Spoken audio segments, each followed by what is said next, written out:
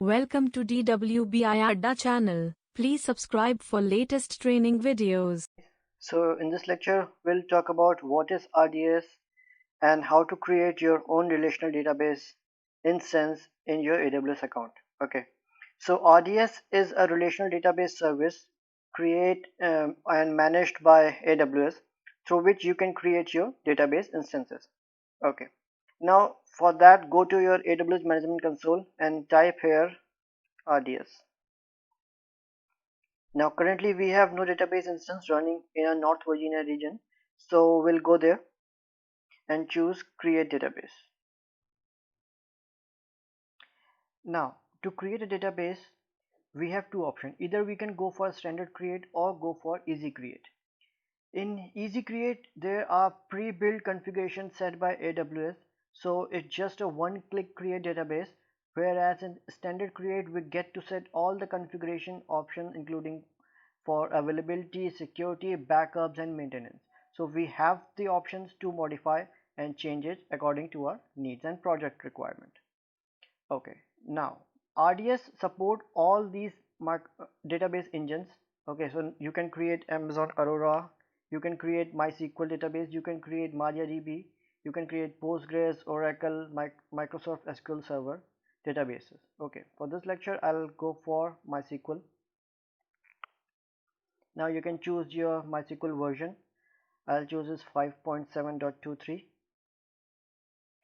Okay, now template you can go for production if you have very high availability, if your requirement is high availability database, or you can go for dev test, or you can go for free tier. I'll go for free tier. Now settings.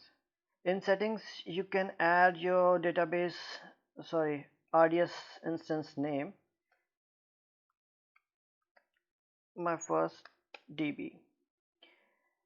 Give your database admin password, admin username. I'll choose it for admin only. Now provide it a password. I'll give it simple password. Okay, now for DB instance size, since we are using free tier, so we are bound to use a DB T2 micro instance with a burstable class.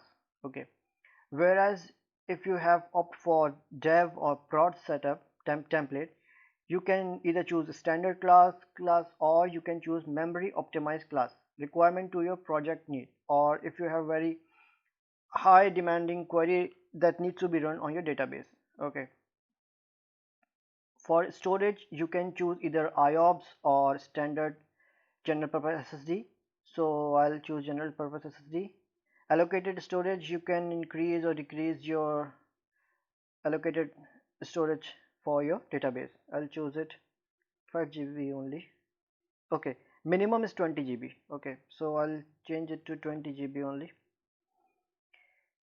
Now you have an option with storage auto scaling. What storage auto scaling will do, it will allow the storage to increase once the specified threshold is exceeded.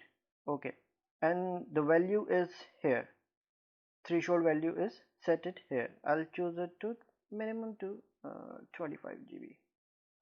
Okay, now for high availability and durability you can set your RDS to multi-easy deployment, but again since we are in our free tier usage we cannot do that. But in a real case scenario you will choose it for multi-easy because it's good to have a disaster recovery plan. We'll talk about it in a different lecture. Okay, for connectivity you can either create your own VPC or let RDS choose the default VPC. We'll set it to default. Now additional connectivity you can choose subnet group also. Now publicly accessible. Now this is very important. For this lecture I'll choose yes, but in real case scenario or in practical usage you don't want your RDS to be accessible outside your VPC. Okay, so you will make it to no and configure your RDS with private VPC within your EC2 network. Okay, now security group, either you can choose an existing one or you can ask RDS to create new. I'll ask RDS to create new. I'll provide it a name. Availability zone for the security group, I'll set to no preference. Database port is 3306, yes. Now for database authentication, you can go for password authentication, you can go for password and IAM database authentication. Okay, but for this lecture I'll go for password authentication. I'll keep it simple. Now additional configuration. In additional configuration, you can set initial database name. Suppose I want my first database name to be welcome DB. Okay, backup. Now you can enable automatic backup to take place in your RDS, and you can set a retention period also if you want snapshot for 8 days or 9 days up to 35 days. Okay, yeah, so I'll set it for 7 days. And you can also select a window for your backup to take place. Suppose if you want your backup of RDS instance to take on a nightly basis, so you can set here. Okay, I'll set it for no preference.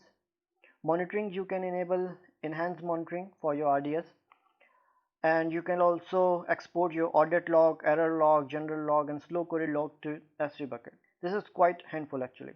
Okay, now since RDS is maintained by AWS, so we need not have to worry about the regular maintenance.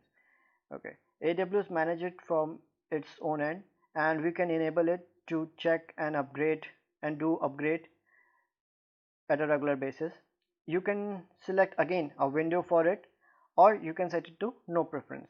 Okay, you can also add deletion protection, because sometimes you don't want your teammate to accidentally delete your RDS, because you don't want your application to get down because of DB issue, so you can click it. Now here is our all configuration. Now create database. Now it's creating, and it will take a lot of time than few minutes, I can assure you that. So let's wait. It will change from creating to backing up, and from backing up to available. Okay, so here you can see our multi availability zone is set to no.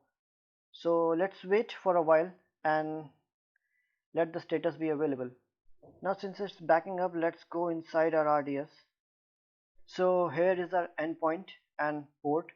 Endpoint URL is a URL through which we will be connecting to our RDS. So suppose if you have an application and you want to update your database connection string, so you'll add database username, password, and this endpoint in case you require DB hostname or IP. And monitoring, you can monitor your CPU utilization, number of DB connection, which is 0 right now, free storage, free memory, read IOPS, and all these things you can monitor from here. Log and events can be seen here. You can see all the logs. Okay, and all the time it takes to, you can see all the events which has triggered during RDS creation. Okay, configuration, we have already talked about it, and maintenance and backup also we have talked about it. Okay, now let's go back and see if it's still modifying. Okay, now it's available. Okay, so first of all, let me copy this. So for connecting my RDS,